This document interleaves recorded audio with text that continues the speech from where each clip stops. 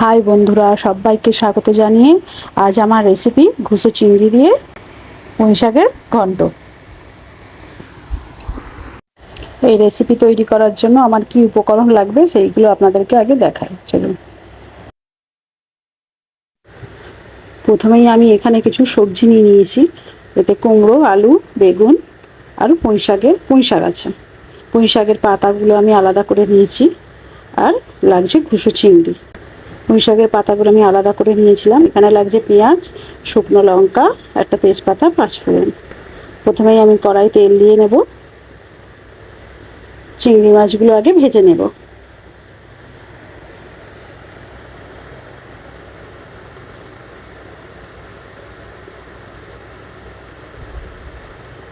চিংড়ি মাছগুলো ভাজা হয়ে গেছে আমার। এবার চিংড়ি মাছগুলো আমি তুলে নেব। ওই তেলের ওপরেই আমি আবারও কিছুটা তেল দেব, দিয়ে শুকনো লঙ্কা একটা ছিঁড়ে দেব, একটা তেজপাতা দিয়ে দেব, একটু পাঁচফোড়ন দেব, আর দেব একটা পেঁয়াজ কেটে নিয়েছিলাম, সেটা দিয়ে দিলাম। তো এরপরে আমি কেটে রাখা সবজিগুলো দিয়ে দেব। সবজিগুলো একটু ভালো করে নাড়াচাড়া করে নেব, নিয়ে সামান্য নুন দেব, দিয়ে আবারও ভালো করে নাড়াচাড়া করে নেব, দিয়ে কিছুক্ষণ ঢেকে দেব।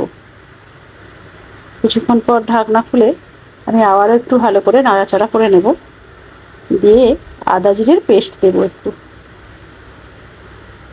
একটু হলুদ গুঁড়ো দেব, সামান্য একটু লঙ্কা গুঁড়ো দেব, দিয়ে ভালো করে কষিয়ে নেব। একটু স্বাদ মতো নুন দিলাম, আর পুঁই শাকগুলো দিয়ে দিলাম। শাকগুলো যে আলাদা করে নিয়েছিলাম আমি, সেই শাকগুলো দিয়ে দেব, দিয়ে ভালো করে নাড়াচাড়া করে নেব, নিয়ে আমি আবারও ঢেকে দেব। কিছুক্ষণ আমি ঢেকে দিয়েছিলাম, ঢাকনা খুলে আমি আবারও ভালো করে নাড়াচাড়া করে নেব, নিয়ে সামান্য একটু জল দেব। এবার ভেজে রাখা চিংড়ি মাছগুলো দিয়ে দেব।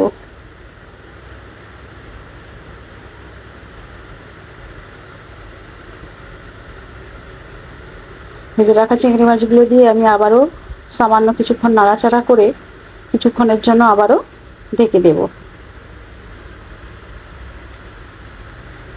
কিছুক্ষণ পর ঢাকনা খুলে আমি আবারও একটু নাড়াচাড়া করে নেব।